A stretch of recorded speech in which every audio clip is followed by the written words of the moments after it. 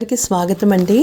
ఇప్పుడు నేను చెప్పబోయే కథ బేతాళ కథల్లో ఒక కథ, ప్రాణం విలువ.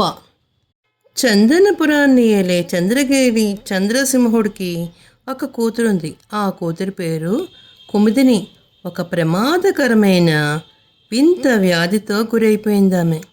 రాజవైద్యులు ఎంత ప్రయత్నించినా ఆమె వ్యాధికి సరైన మందు ఇవ్వలేకపోయారు, చికిత్స కూడా చేయలేకపోయారు.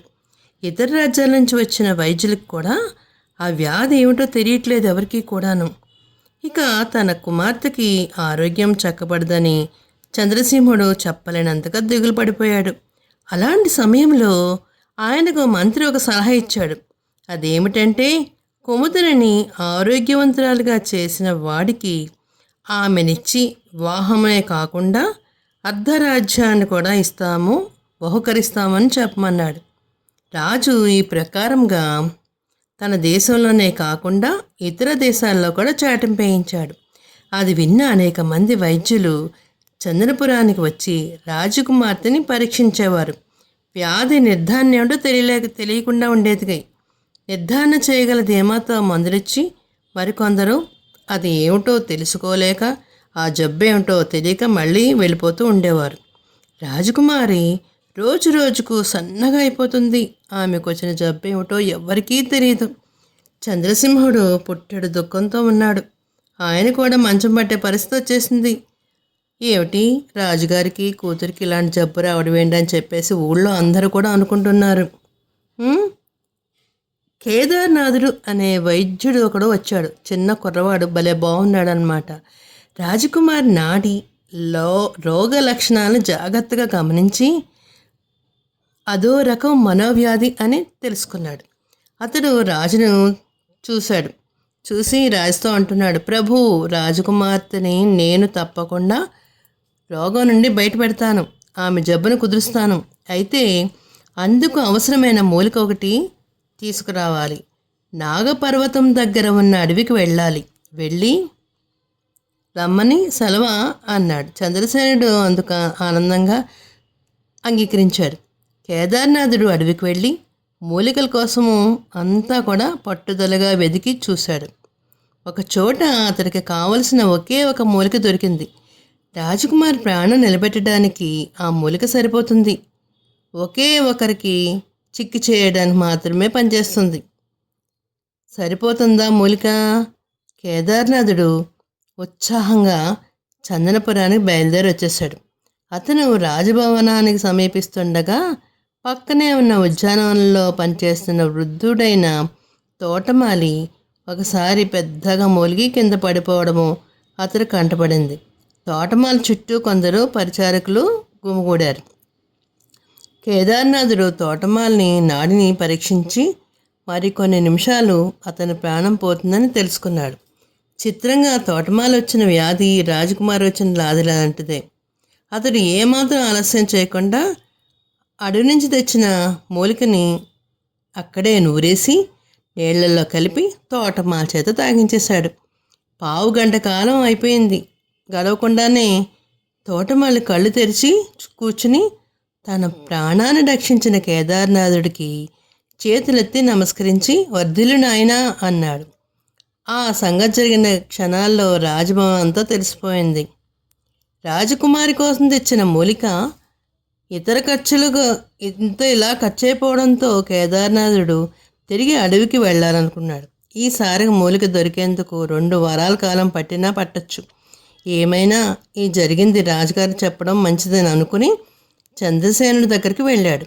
చంద్రసేనుడు కేదార్నాథుడు చెప్పింది విని కోపం వచ్చేసింది.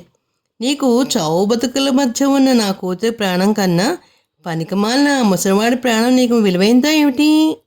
కనిపించిందా?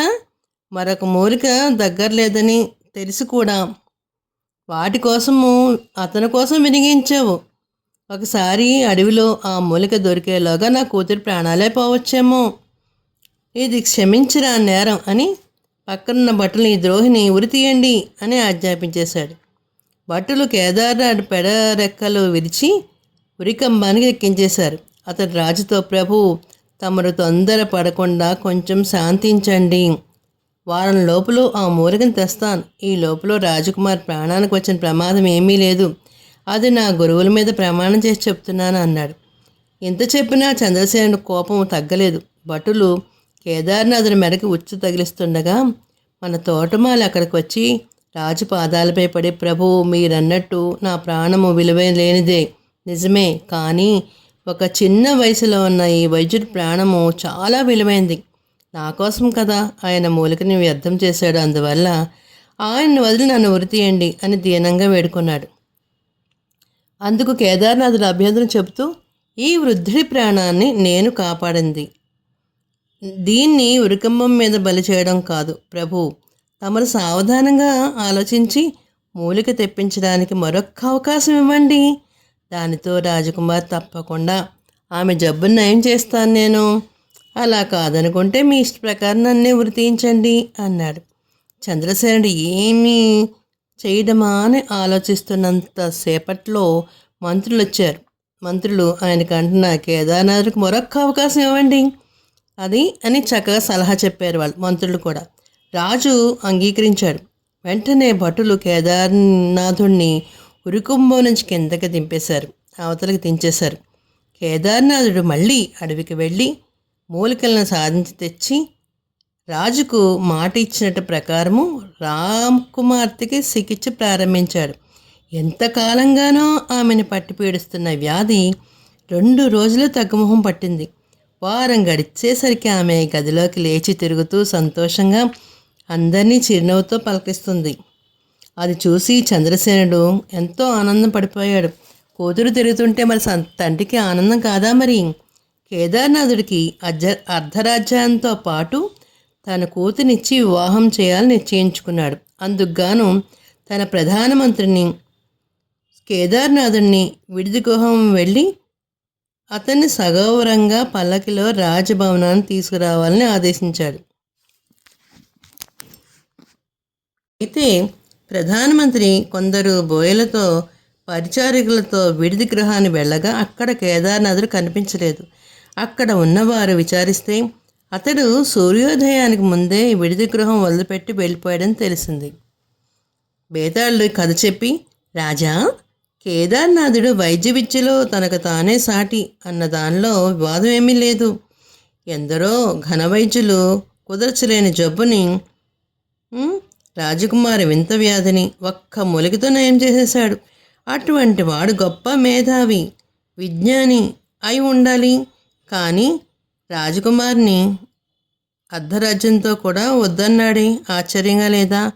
ఒకవేళ అతను అలాంటి సత్కారానికి అనర్హుడు అనుకున్నాడా? ఈ సందేహానికి సమాధానం తెలిసి చెప్పకపోయావో నీ తల మొక్కలవుతుంది అని అన్నాడు. దానికి విక్రమార్కుడు ఇలా చెబుతున్నాడు, కేదార్నాథుడు స్వార్థం కొద్దీ రాజకుమార్తెకి వైద్యం చేయాలనేది స్పష్టంగా తెలుస్తూనే ఉంది.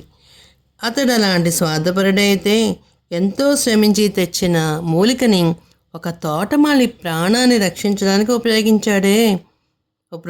ఒకవేళ స్వార్థపరుడైతే ఉపయోగించడు కదా, మరి ఎంత చక్కగా ఉపయోగించాడు. మరి వైద్యుడిగా అతడు తెలిసింది ముఖ్యంగా ఏమిటి అంటే ప్రాణం విలువ. ప్రాణం విలువ ఎంతో గొప్పది.